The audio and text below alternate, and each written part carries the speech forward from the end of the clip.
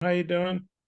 I had a couple questions about Judkins and Rocket. I don't think Judkins has missed any games, but his first four, I think he didn't have more than 60 yards or 13 carries. And last week he goes 33 for like 177. What do you see from him leading into that game? And then, how different he looked last week.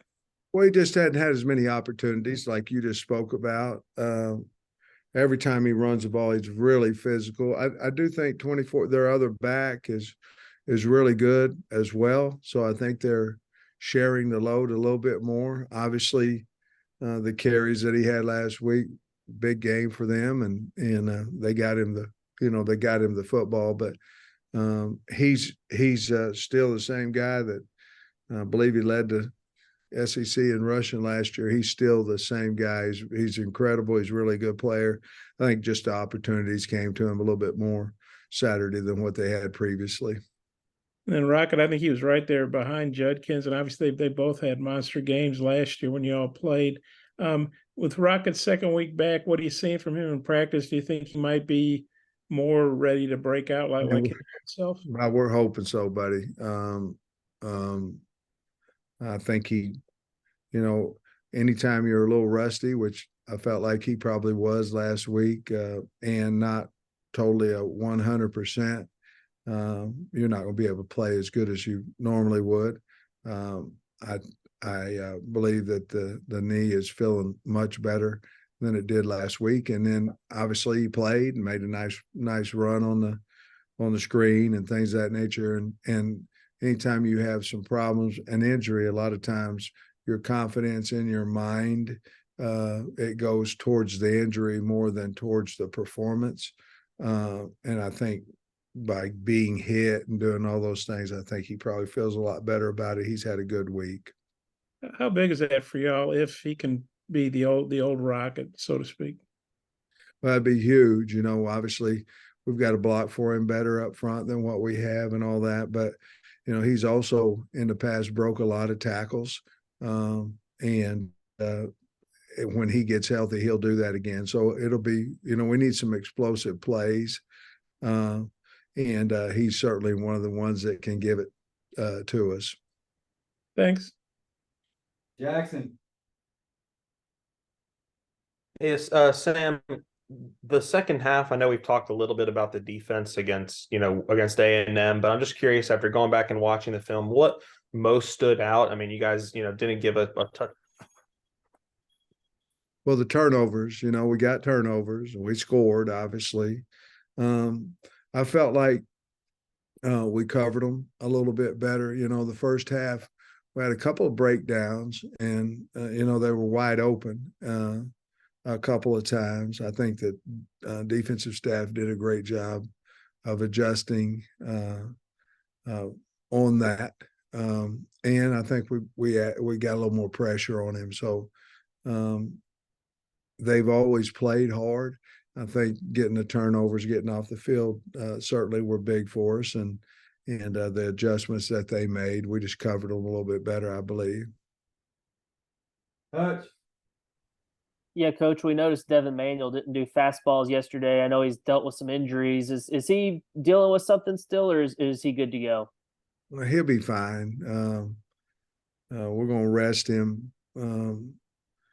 Yes, to answer your question, has he been dealing with injuries? Yeah, all year. But we're going to rest him a little bit just to have him available for Saturday. And we may rest him today and practice him tomorrow, but we need him available. And so we're going to try to do the best we can to get him there.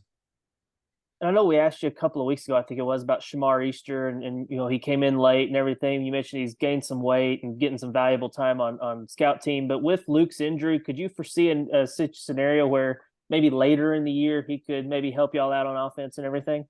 Well, there's always a possibility. But, there's some other guys over there. I like Maddox Lassiter. I do. I like him a lot. And Shamar is going to be a really fine player for us. He's just not ready today to do any of those things that you're talking about, but he's going to be a really good player for us in the future. Tom.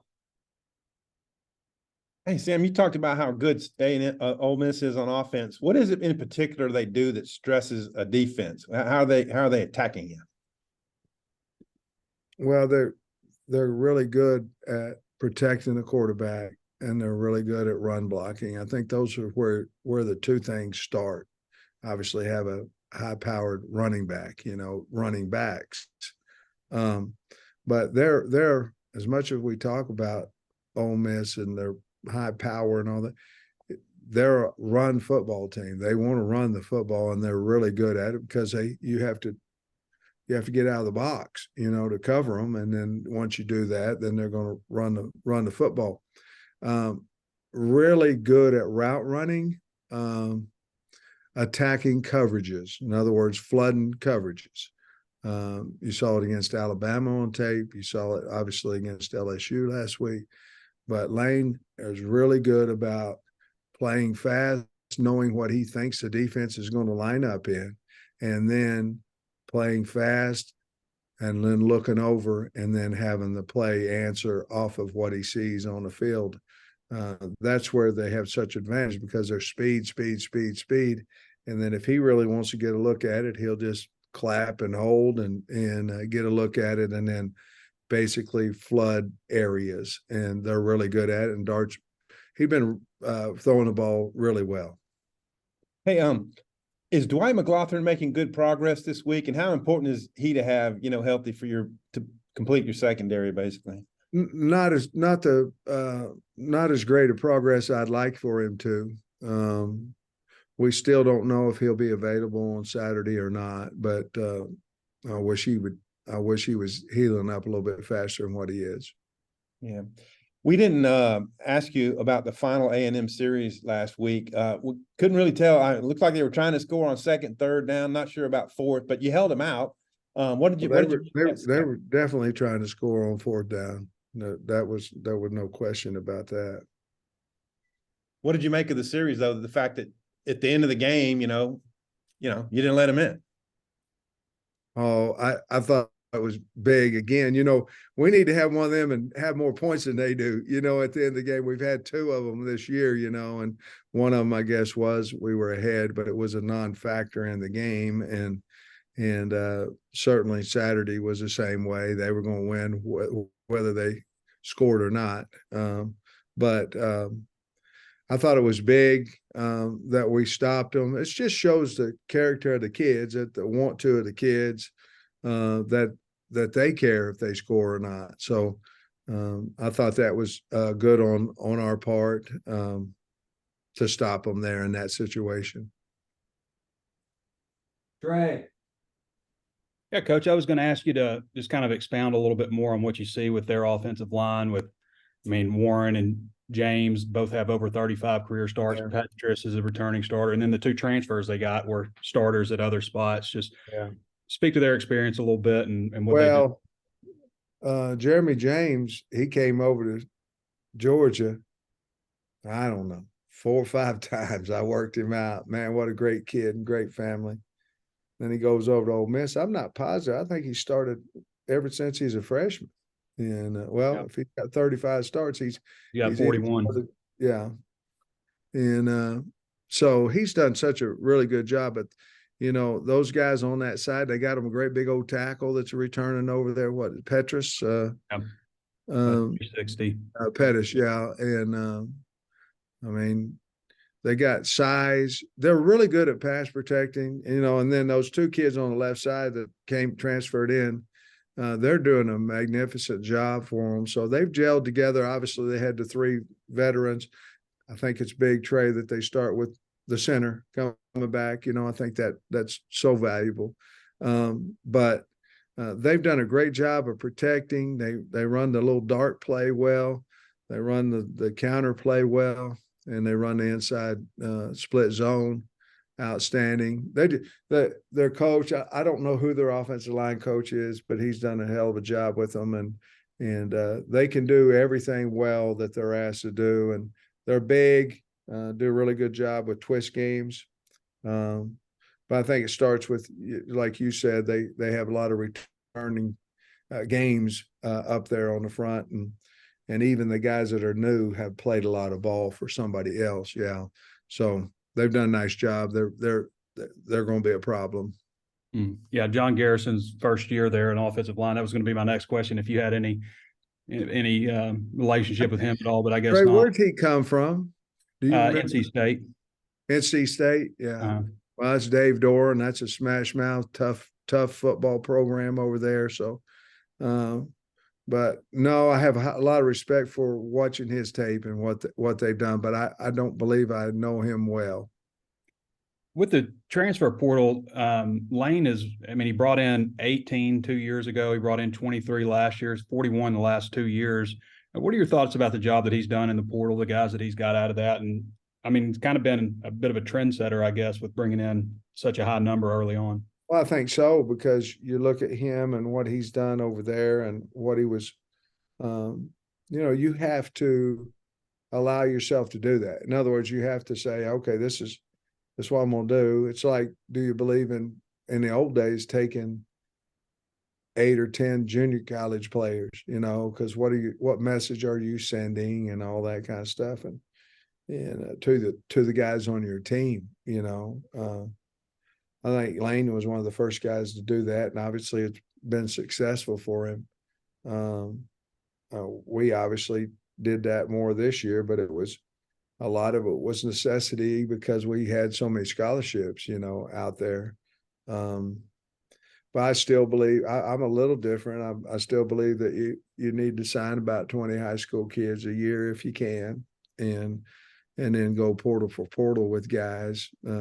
Obviously, each year's a little bit different because you've got some positions where you go, man, we can't go through, we can't go through this again. We have to change that.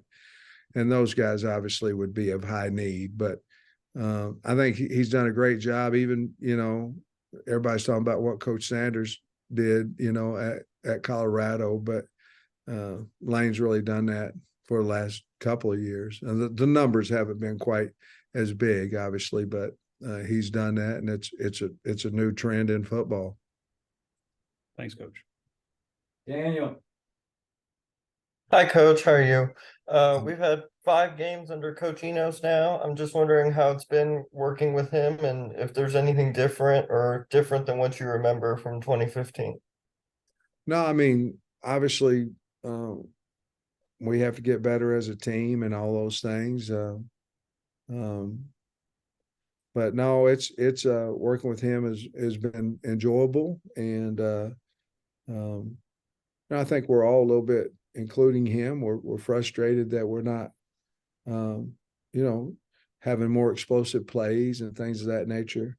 But working with him has been fantastic, and we're continuing to try to improve every week, and he knows we have to improve. I know it. The kids know it. The rest of the staff knows it. So, but it's been enjoyable. Thanks, Coach. Wrap us up, Bob. Sam, I know it's still relatively early in the week or midweek or whatever, but what's been your take on the shuffling you did on the offensive line? How those guys are looking, how that's working out? Well, yeah. Well, Monday's spiders, so you're worried about, can we get the snap, make sure the snap. And Kudus has played, football. He's played center here before, so yesterday I really liked it. Monday I liked it as well, but I really liked it. And you're always taking a chance, but it's an educated chance when you make moves. And so we obviously, we want to win just like everybody else. So we obviously took a calculated chance there that moving these guys would help us, and they have performed pretty well, Bob, in the first 2 days. And then going back to that last play against A&M, you've had opportunities in several games to pop it, try to score there at the end when you're up big. And I know Texas in particular, I know you took a knee, I think Rice, some other games. You and Jimbo seem to get along fairly well. What do you think of Jimbo doing that? I don't know. I mean, you'd have to ask him. Each guy has his different reasons. I really can't say for why, they tried to score there at the end. Maybe it's the rivalry. I have no idea. I believe Jimbo and I are friends. That doesn't mean that he doesn't want to beat me bad, make it look worse than what it is. But I don't know. That's probably a question you'd have to ask him. That's not, just because I, take knees against those people, Ole Miss, my first year, all that kind of stuff doesn't necessarily make it right for everybody to do that. So might just be a difference of philosophy or trying to get in the rankings or whatever that may be. Yeah, he said he was just trying to run the clock out and they weren't going to score because they hadn't scored the previous 3 times. But honestly, that didn't really wash with me. But, whatever. Go Hogs. Last one, Ty. Yo, what's going on, Coach? I just had a question about Dominic Johnson. I know he was obviously you guys moved him to tight end in 21, and he's back there again. I just kind of wanted to get your assessment so far on him this week. Well, excuse me. He's not totally back there. We have some 20 package where we can have availability of him playing at the tight end position. But you're right. We experiments with it. I think 2 or maybe 3 years ago, and then we got a running back hurt, and then he came in and does such a wonderful job. But we are looking at that in some situations. I just want to make sure that we all know that he hadn't moved to tight end permanently, that we are looking at some 20 package where he could be in a tight end position, if that makes sense. Thanks, He Coach. did a good job. You're welcome. Thanks, Coach. Go Hawks.